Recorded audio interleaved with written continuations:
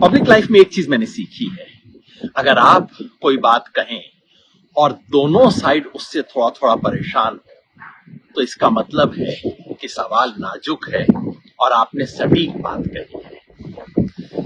यही इस बार हुआ जब से मैंने कल रात को लोकसभा चुनाव के आकलन 5वें फेज के बाद अपना फाइनल आकलन पेश किया एक वीडियो में। तब से प्रतिक्रिया देखने के बाद से मुझे लगा कि भाई तीर सही निशाने पे लगा है। बीजेपी वाले ट्रोल तो हमेशा ही गाली गलौज करते हैं, उन्होंने इस बार भी गाली गलौज की, बात को ऐसा तोड़ मरोड़ के पेश किया। कुछ इंडिया गठबंधन के लोग भी इस प्रोपेगेंडा से विचलित हो गए, अरे क्या बात कह रहे हैं आप, आपने क्या कह दिया। मुझे सब सुन के गुस्सा भी आया, हंसी भी आई, लेकिन एक गहरा संतोष भी हुआ। गुस्सा इस बात का कि मीडिया कैसे पेश कर रहा है। मैं कह रहा हूं कि बीजेपी को कम से कम 2019 से 50 सीट का नुकसान होगा, 250 से कम आ सकती है।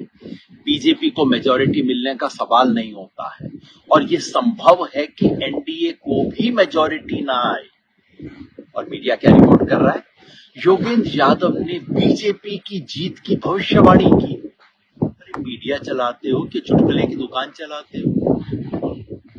हंसी इस बात की आई कि बीजेपी के दरबारियों को और उनका समर्थन करने वालों को भी योगेंद्र यादव का कंधा चाहिए अपनी बात की विश्वसनीयता बनाने के लिए।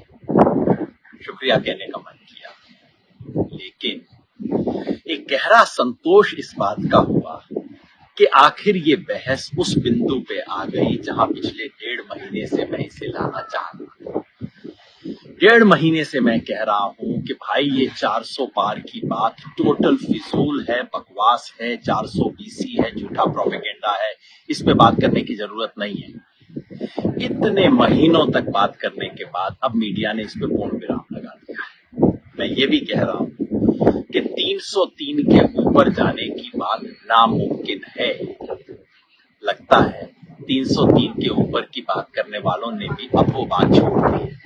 मैंने ये भी कहा कि बीजेपी को 272 के ऊपर नहीं जा रही है, 272 से नीचे है। लगता है बिना बोले बीजेपी के समर्थकों और मीडिया के मित्रों ने इस बात को भी स्वीकार कर लिया है और बहस उस बिंदु पे आ गई है जब मैं पहले से कह रहा हूं कि असली बहस केवल इतनी है कि क्या पूरा एनडीए मेजॉरिटी ला पाएगा या नहीं ला पाएगा। मैंने ये कहा कि 5वें दौर के अंत में एनडीए आगे था, इंडिया पीछे था।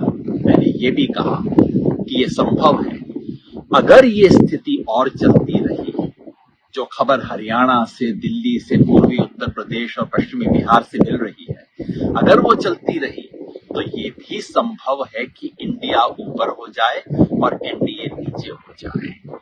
मतलब ये चुनाव पलट चुका है। ये सरकारी और दरबारी मीडिया के प्रोपेगेंडा से सावधान। बस देखते रहिए खेल चुनाव का और खेल मीडिया का।